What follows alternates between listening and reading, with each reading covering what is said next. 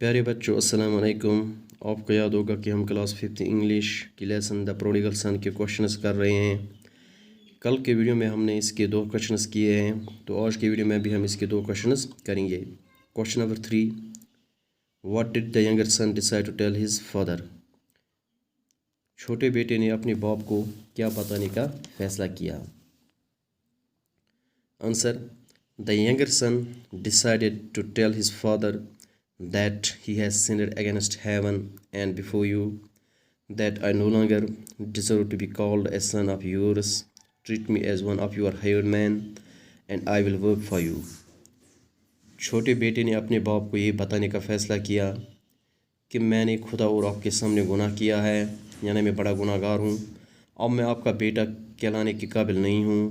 مجھے اپنے نوکروں میں سے ایک نوکر کی طرح رکھو، مجھے اپنے نوکروں میں سے ایک نوکر کی طرح سمجھو اور میں آپ کے لیے کام کروں گا۔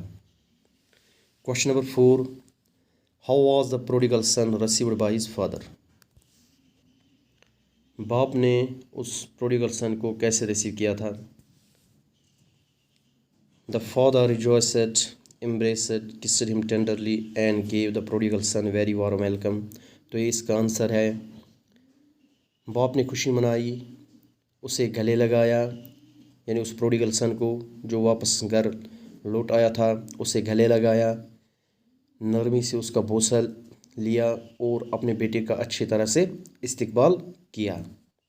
تو باقی کوشچنز ہم اس لیسن کے انشاءاللہ کل کے ویڈیو میں کریں گے۔